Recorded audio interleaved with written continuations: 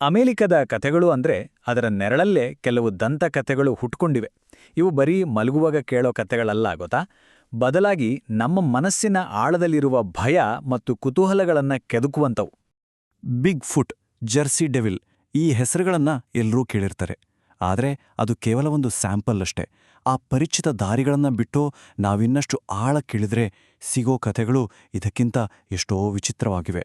ಹೌದು, ಅಮೆರಿಕನ್ ಜಾನಪದ ಕಥೆಗಳನ್ನ ಕೆದಕುತ್ತಾ ಹೋದ್ರೆ ಎಂಥ ವಿಚಿತ್ರ ಜೀವಿಗಳು ಸಿಗ್ತವೆ ಅಂದ್ರೆ ಅವುಗಳ ಮುಂದೆ ಬಿಗ್ ಫುಟ್ ಕೂಡ ತುಂಬಾನೇ ನಾರ್ಮಲ್ ಪ್ರಾಣಿ ಅನಿಸ್ಬಿಡುತ್ತೆ. ಸರಿ, ಹಾಗಾದ್ರೆ ಅಂಥ ಕೆಲವು ವಿಲಕ್ಷಣ ಕಥೆಗಳನ್ನ ಇವತ್ತು ನೋಡೋಣ. ಸರಿ, ನಮ್ಮ ಮೊದಲನೇ ಸೆಕ್ಷನ್ನಲ್ಲಿ ಎರಡೂ ತುಂಬಾನೇ ಡಿಫ್ರೆಂಟ್ ಜೀವಿಗಳ ಬಗ್ಗೆ ಮಾತಾಡೋಣ. ಒಂದು ನಮ್ಮದೇ ಮನಸ್ಸಿನ ಆಳದಿಂದ ಹುಟ್ಟುಕೊಂಡಿದ್ದು, ಇನ್ನೊಂದು ಕಷ್ಟದ ಪರಿಸ್ಥಿತಿಯಲ್ಲೂ ಸ್ವಲ್ಪ ತಮಾಷೆ ಮಾಡಕ್ಕೆ ಅಂತ ಸೃಷ್ಟಿಯಾಗಿದ್ದು. ಒಂದು ಕಡೆ ನೋಡಿ, ನಮ್ಮದೇ ಮನಸ್ಸಿನ ಭಯಾನಕ ಅನುಭವ ಅಂದ್ರೆ ಸ್ಲೀಪ್ ಪ್ಯಾರಾಲಿಸಿಸ್ನಿಂದ ಹುಟ್ಟಿಕೊಂಡ ಹ್ಯಾಟ್ಮ್ಯಾನ್. ಇನ್ನೊಂದು ಕಡೆ ಮರ ಕಡಿಯೋರ ಒಂಟಿತನ ಮತ್ತು ಅವರ ಕಾಮಿಡಿ ಸೆನ್ಸ್ನಿಂದ ಹುಟ್ಟಿದ ಡಂಗ್ ಅವೆನ್ ಹೂಟರ್. ನೋಡಿ, ಒಂದು ಭಯಾನಕ, ಇನ್ನೊಂದು ತಮಾಷೆ. ಇದೇ ಅಲ್ವಾ ಜಾನಪದ ಕಥೆಗಳ ಮಜಾ. ಸೈಂಟಿಫಿಕ್ ಆಗಿ ಸ್ಲೀಪ್ ಪ್ಯಾರಾಲಿಸಿಸ್ ಅಂದ್ರೆ ಏನು ಅಂತ ನಮಗೊತ್ತು. ನಮ್ಮ ಮನಸ್ಸು ಎಚ್ಚರ, ಆದರೆ ದೇಹ ಮಾತ್ರ ನಿದ್ದೆಯಲ್ಲೇ ಇರುತ್ತೆ. ಆದರೆ ಪ್ರಶ್ನೆ ಇರೋದು ಇಲ್ಲಿ, ಪ್ರಪಂಚದಾದ್ಯಂತ ಈ ಸ್ಥಿತಿಯಲ್ಲಿರೋ ಸಾವಿರಾರು ಜನರಿಗೆ ಒಂದೇ ಥರದ ಆಕೃತಿ ಯಾಕೆ ಕಾಣಿಸುತ್ತೆ? ಆ ಹ್ಯಾಟ್ಮ್ಯಾನ್ ಅನ್ನೋ ಅನುಭವ ಇದೆಯಲ್ಲ, ಅದು ಸೈನ್ಸ್ಗೂ ಮೀರಿದ ಒಂದು ದೊಡ್ಡ ಮಿಸ್ಟ್ರಿ.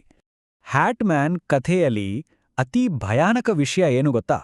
ಅವನು ಏನೂ ಮಾಡೋದಿಲ್ಲ, ಜಸ್ಟ್ ನಿಂತು ನೋಡ್ತಾ ಇರ್ತಾನೆ ಅಷ್ಟೇ. ಯೋಚನೆ ಮಾಡಿ, ನಮ್ಮಿಂದ ಅಲುಗಾಡೋಕೂ ಆಗ್ತಿಲ್ಲ, ಸಂಪೂರ್ಣ ಅಸಹಾಯಕರಾಗಿದ್ವಿ.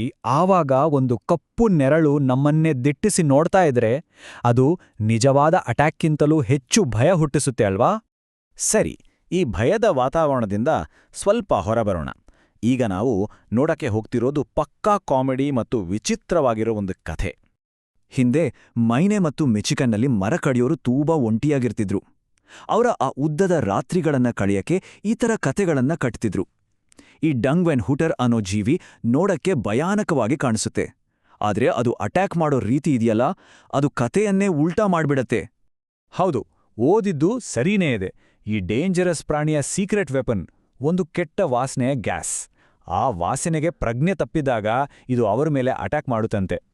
ನೋಡಿ, ಜಾನಪದ ಕಥೆಗಳು ಅಂದ್ರೆ ಬರೀ ಭಯಾನಕ ಕಥೆಗಳಲ್ಲ, ಕೆಲವೊಮ್ಮೆ ಇಷ್ಟು ತಮಾಷೆಯಾಗಿಯೂ ಇರಬಹುದು ಅನ್ನೋದಕ್ಕೆ ಇದೇ ಬೆಸ್ಟ್ ಎಕ್ಸಾಂಪಲ್.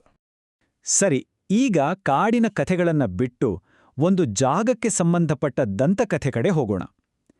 ಇಂಡಿಯಾನಾದಲ್ಲಿ ಒಂದು ಸ್ಮಶಾನ ಇದೆ. ಅಲ್ಲಿರೋ ಮೆಟ್ಲುಗಳು ಬರೀ ದಾರಿಯಲ್ಲ, ಬದಲಾಗಿ ನಮ್ಮ ಭವಿಷ್ಯವನ್ನೇ ನಿರ್ಧರಿಸುವ ಒಂದು ಪರೀಕ್ಷೆ ಇದ್ದ ಹಾಗೆ. ಇಂಡಿಯಾನಾದ ಕಾರ್ಪೆಂಟರ್ ಸ್ಮಶಾನ ಇರೋದು ಒಂದು ಬೆಟ್ಟದ ಮೇಲೆ ಸ್ವಲ್ಪ ದೂರದಲ್ಲಿ. ಅಲ್ಲಿಗೆ ಹೋಗ್ಬೇಕಂದ್ರೆ ಹಾಳಾಗಿರೋ 100 ಮೆಟ್ಲುಗಳ್ನ ಹತ್ತಬೇಕು. ಆದ್ರೆ ಅಲ್ಲಿನ ಜನ ಹೇಳೋ ಪ್ರಕಾರ ಆ ಮೆಟ್ಲು ಹತ್ತೋದು ಬರೀ ಫಿಸಿಕಲ್ ಎಫರ್ಟ್ ಅಲ್ಲವಂತೆ, ಅದೊಂದು ನಮ್ಮ ಹಣೆಬರಹವನ್ನೇ ಪರೀಕ್ಷೆ ಮಾಡೋ ಒಂದು ಪ್ಯಾರಾನಾರ್ಮಲ್ ಅನುಭವ ಅಂತೆ. ಈ ಕಥೆ ಪ್ರಕಾರ ಧೈರ್ಯ ಇರೋರು ಮಿಡ್ನೈಟ್ನಲ್ಲಿ ಅಲ್ಲಿಗೆ ಹೋಗಿ ಒಂದೊಂದೇ ಮೆಟ್ಟಿಲನ್ನ ಕೌಂಟ್ ಮಾಡ್ಕೊಂಡು ಮೇಲೆ ಹತ್ತಬೇಕಂತೆ. ಮೇಲೆ ತಲುಪಿದಾಗ ಆ ಸ್ಮಶಾನದ ಮೊದಲ ಕಾವಲುಗಾರನ ದೆವ್ವ ಕಾಣಿಸ್ಕೊಳ್ಳುತ್ತೆ.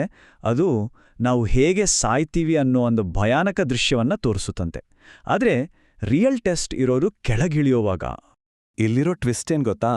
ಕೆಳಗಿಳಿಯುವಾಗ ಕೌಂಟ್ ಮಾಡಿದ ಮೆಟ್ಲುಗಳ ಸಂಖ್ಯೆ ಮೇಲೆ ಹತ್ತುವಾಗ ಕೌಂಟ್ ಮಾಡಿದ ಸಂಖ್ಯೆಗೆ ಸೇಮ್ ಇರ್ಬೇಕಂತೆ.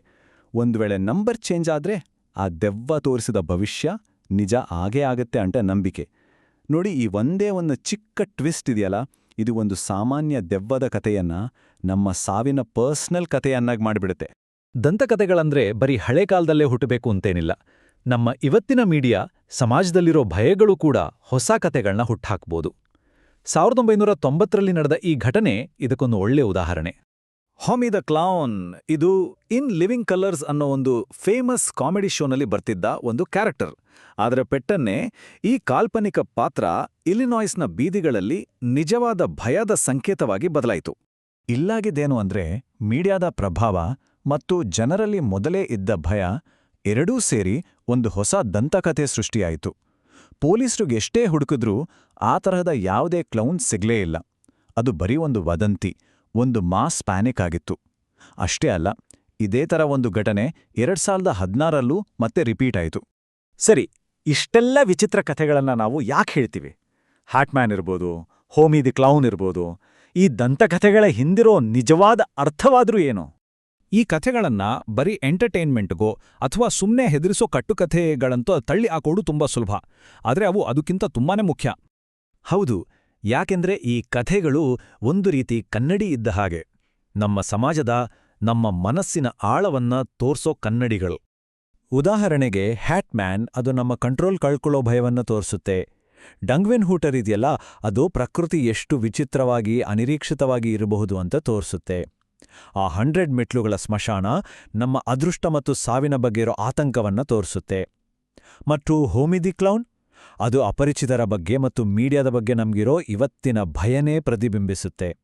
ಪ್ರತಿ ಜನರೇಷನ್ ಕೂಡ ತನ್ನದೇ ಆದ ದಂತಕಥೆಗಳನ್ನ ಸೃಷ್ಟಿ ಮಾಡುತ್ತೆ. ಹಾಗಾದ್ರೆ internet, social media, artificial intelligence ಇರೋ ಈ ಕಾಲದಲ್ಲಿ ನಮ್ಮ ಇವತ್ತಿನ ಭಯಗಳು ಯಾವ ಹೊಸ ದೇವಗಳಿಗೆ, ಯಾವ ಹೊಸ ರಾಕ್ಷಸರಿಗೆ ಜನ್ಮ ಕೊಡ್ತಿವೆ? ಸ್ವಲ್ಪ ಯೋಚನೆ ಮಾಡಬೇಕಾದ ವಿಷಯ ಅಲ್ವಾ?